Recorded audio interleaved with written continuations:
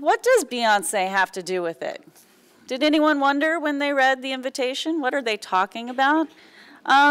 If you're on Facebook, if you read any news blogs, you see that there is the word feminism is out there. And it's out there in a way that hasn't really happened before, with an audience and with people that haven't really been that generation talking about it in the same way before. So we have invited Jamia to come as an observer. She is not a member of the art world per se. She is the executive director of the Women's Media Center. And she's going to basically take her thoughts, because this was about ideas and strategies. What are the strategies? Because there is a momentum building. We see celebrities talking about gender parity issues in a way that is so highly public that we've not really seen before. So how do we take this momentum? And we're going to take Jamia's feedback from today and hopefully be inspired, and then we will adjourn for Sunday supper. So Jamia, I turn it over to you.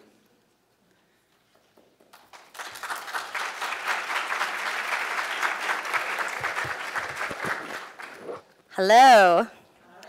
Hi. So my name is Jamia, and I'm a Beyonce apologist. So I'm just letting y'all know that from my point of view, so you can be prepared.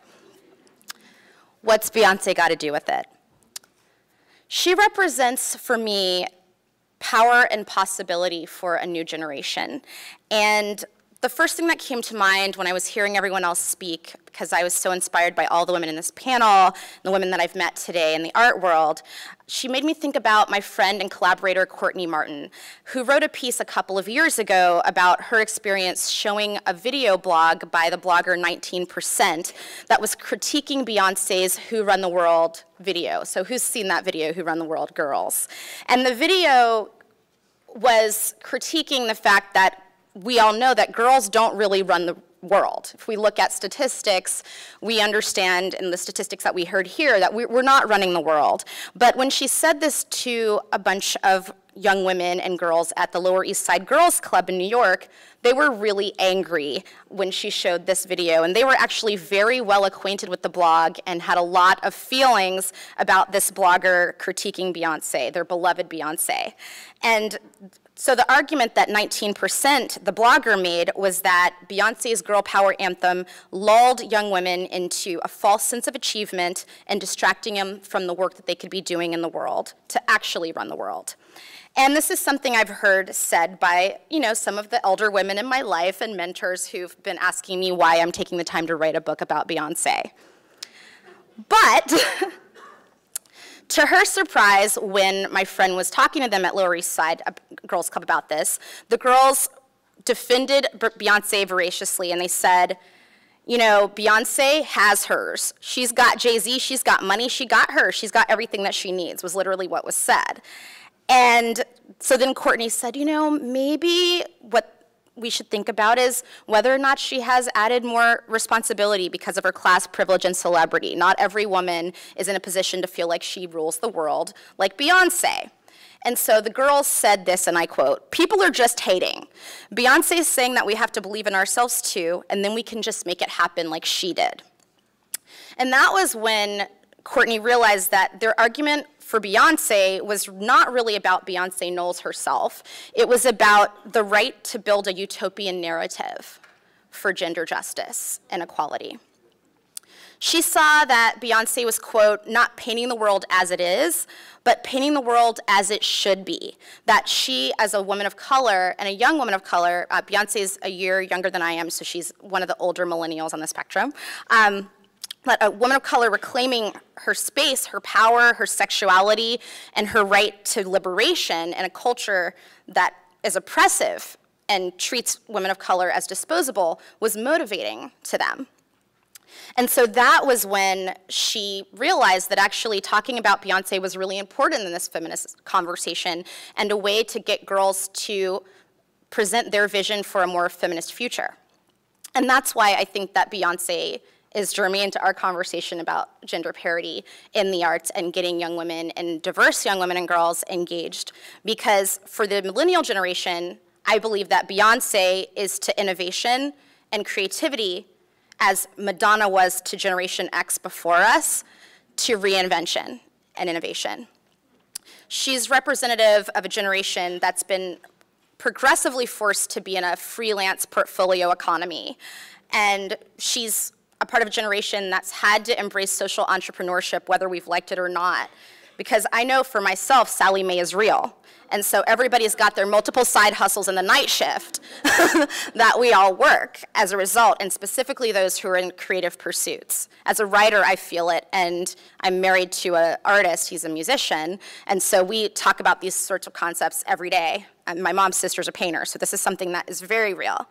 And so when Beyonce dropped her self-titled album, the surprise release visual album that was her latest album without promotion, a couple of years ago, there was much buzz, and it went viral before morning even broke. And I think that that kind of aligns with the spirit of this innovation and her trust in this group of people, her peers, in supporting that work and supporting that sort of agency. And that proactive, creative, collaborative social enterprise is the way of the future, and she just tapped into it. And I also think it had to do with her emergent feminism, because it was a movement away from being managed by her father and management companies of men, and really deciding to fearlessly assert herself, fearlessly deploy her position, her access, and her platform and say, yeah, I'm Beyonce, I got this, and I have it enough that I can drop my own album with no promotions, no marketing, and it will go viral, and I will make my bills. So, what I think is exciting about that is that she's bringing greater nuance to the ways that we perceive feminism and feminists in general in mainstream culture. And she's illuminating the distinction between the difference between the so-called selfie generation's mischaracterization of selfishness and actually our true motivations of self-actualization. And this is that self-actualization that I think those young girls were craving when they said, you know, she got hers, and that's why we like Beyonce. And that's something that museums and the art community can really tap into representing young women, supporting their art. I was hearing earlier, you know, buy young women's art as well, and also presenting art that reflects these values. And that made me really think of Tatiana Fazlalizadeh. I don't know if anyone knows her work as well, and how she's doing participatory wheat-paste art to fight against street harassment, and specifically using intersectionality to talk about that. And in her work, and I think there's a reason why not only are people in the art community following her work, but also feminist activists and online feminists are really supporting it, because she's intersecting both of those worlds and doing it in really innovative ways. So, you know, I'm gonna just say, to be clear, Beyonce is not the end-all be-all, and I'm sure there might be some people in the room who are saying that she is not the kind of role model that they want for their daughters, because I've heard that before when I tell people that I'm writing this book.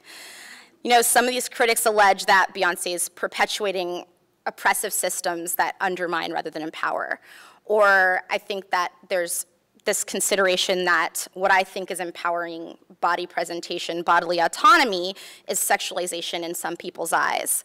But I think that that unapologetic embrace of her contradictions and the self-definition piece is what is attracting this new generation, because she embraces her body and her agency, and she is making the distinction between being sexualized and being in charge, rather than being someone who's an object for the purpose of the male gaze. And she even says this in her lyrics, which I don't have enough time to sing for you today, but trust me, I wish that I could. And she's just a tastemaker, and she has these far-reaching tentacles of influence that are undeniable. And there's a reason that a quarter of the electorate, myself included, has been snarkily deemed Beyonce voters by Fox News. Jesse Waters on Fox News pejoratively coined this term to disparage us, these so-called Beyonce voters, the single ladies vote, as he liked to call us, because we're likely to cast our ballots in favor of contraception, things like equal pay, health care, things like that. You know, why would a woman want those things? And many of us, after having heard that, have actually reclaimed that term to represent this political power of the rising demographic that's our most rising and rapid demographic that is actually largely comprised of young women of color who, and specifically black women, who are the strongest turnout voting bloc of women of color in the country. So I would say that she's influential because that's just another way that in our social, political and cultural dialogue that Beyonce is a signifier of influence and power. And it's also relevant that when Beyonce decided to take her daughter Blue Ivy to go see Kara Walker's exhibit in the Sugar Sphinx, and also to the Bronx Botanical Gardens Frida Kahlo exhibit last week, and posted those pictures on Instagram, those pictures went viral, and more young people, and specifically young women of color, showed up at those exhibits because Bey went. And so I do think this is just another example about why Beyonce matters and why tapping into this is really important. And there's a reason that no one's lukewarm about Beyonce, because she's either valorized or she's despised, because she represents the spirit of a generation that does power differently, and they're unapologetic about it. So when I do hear this commentary that pathologizes Beyonce, her fearless sexuality, and the imperfect feminism that she possesses, I sometimes understand the surface level of these critiques. But perhaps I also think that some of this backlash really stems from people not being used to seeing brown bodies wielding that sort of privilege and power in the mainstream. And that's one of the reasons that I'm addicted to her as well. And the visual album that she put out, it really disrupted the notion that women performers must always sacrifice their creative license to the wills of a mostly white, male, and neoliberal music industry. So I just think that it's important to think about the fact that she's disturbing cultural discourse about women's rights in the public square, but also doing so in a way that embraces her contradictions. And I think that's why young women and young people, especially Black young women and women of color, really find her appealing. So when I heard Mara talking about feminism as something that you need to live, that we need to live this feminism versus just talking about it, I thought it really aligned with Beyonce's way of doing feminism and that notion. Because living into our truth and growth is why Beyonce is loved by so many. Because we've seen her evolve from the girl power light of independent women and Bills, Bills, Bills, Say My Name, and Survivor. I'm getting through the whole discography here. To her public proclamation of feminism in Flawless, where she sampled Chimamanda Adichie's feminism TED Talk and actually put the definition of feminism in that, and then on the stage of the VMAs at the MTV Awards actually had feminist behind her in that very iconic boom moment while she was on stage. And so what I think is great about her embracing those contradictions is that she's presenting herself to us on her evolution of feminism. And she's not perfect, she's human, and she's still deserves equality, whether she's being feminist in a way that we think is right or not. And she personifies this kind of, quote, bad feminist that Roxane Gay, the cultural critic, wrote about in her best-selling collection of essays, Bad Feminist, because she's representing a sometimes messy but really unapologetic feminism that embraces both pop culture and theory. It acknowledges the many paradoxes that we live, and it breaks the rules while we each make our own. She's taking up space, she's leveraging visibility, and she's taking the notion of being seen and heard to a new level, which is why some people find her really annoying, but I find her empowering. This is going to reflect a broader shift among young women who are amplifying their voices in very many creative ways through both their art and their thought leadership, online and offline. And we've seen her grow from her teen years when she was on Star Search with Girls' Time, which later became Destiny's Child, to where she is now as a self-defined grown woman who can do whatever she wants, as she says in her lyrics. And she's been moved from Star Search to Mogul, and progressed from being ambivalent about feminism publicly and saying so to actually promoting women's leadership, saying that she's a feminist, and also penning powerful op-eds in Maria Shriver's publication about the myth of gender equality. And it was actually a really impeccable op-ed that she wrote about that. But moreover, she's putting her actual philanthropic dollars into and her muscle toward getting young women of color access to equality and parity. So she's donated to organizations like Girls for Gender Equity, a Brooklyn-based women of color-led, Black women-led organization in Brooklyn. And so I definitely think think, too, that aligns with what we were talking about, too, about funding of the arts as well, that she is really walking her walk, talking her talk, and her pocketbook is expressing her values. And moreover, she's also investing in a candidate who very well might be the first female president of this country. And she's doing that publicly, and she's been stumping for Hillary for a really long time. So when I think of the tendency of Beyonce and where she's moving forward, I think that there are artists that young women have been really attracted to and have been gravitating toward, like Kara Walker and Frida Kahlo, who are both vulnerable. They're also embracing contradictions, and they have that same sort of fearless expression and fearless exploration about the body and sexuality that she has as well. So I think that there's something there that needs to be explored further. What is it about that self-definition and self-actualization that young women are craving, and what is it that we can do to represent more of it or to explore those conversations in our art and presentations of it? And, you know, after hearing for many, many years in my field, we're the young women, and reading all sorts of trite obituaries about feminism, you know, in the media, I think that whether we like it or not, the Beyonce effect is in full force. And I dare say the future of feminism in the mainstream, the future of a new wave of gender justice advocates. And so if the art community seeks to engage more young people and embrace this intersection of culture, entertainment, and other forms of media in our daily lives, we need to make art and make spaces that reflect the lives of the people who we serve. And so I think that when we think of Beyonce, we need to think about what she really does to speak to a new generation. And she's using her megaphone. She's using it to advance an intersectional vision for equality on her own terms. And that's what I'd like to see happen in the art and in media. She's sending young women a valuable message. She's saying, you're the CEO of your own life. Don't lean into someone else's industry or institution. Create it and then define your own. Thank you.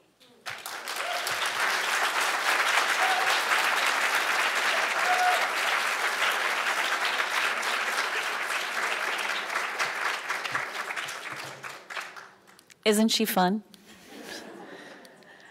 As a curator, I have always been challenged by how do we get the things that we do in the arts to matter beyond those who are already interested in the arts. And so I really was tickled that we could have the opportunity to bring Jamia here to expand the conversation and to think about the strategies and this movement and momentum.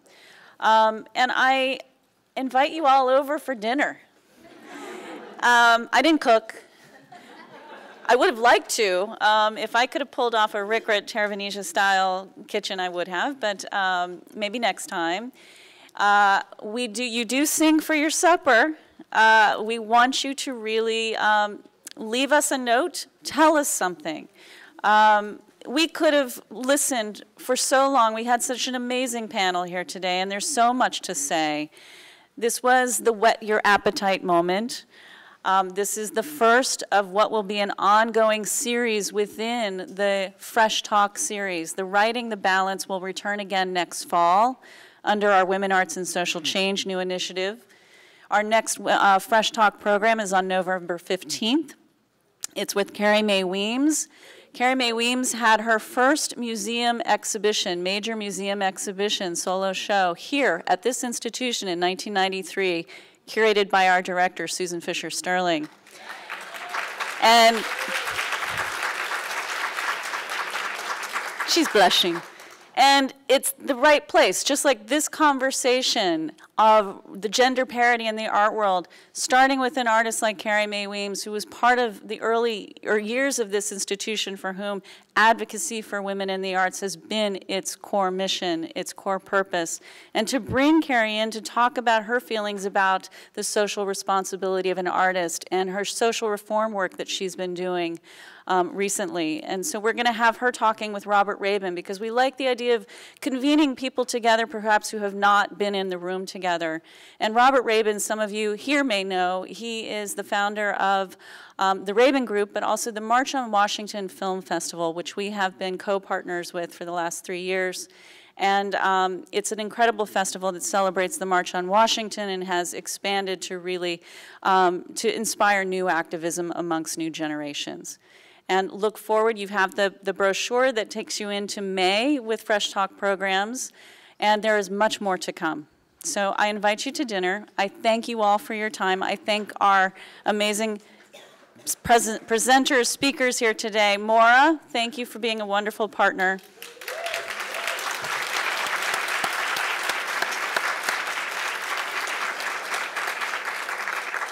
And get on it. Thank you all.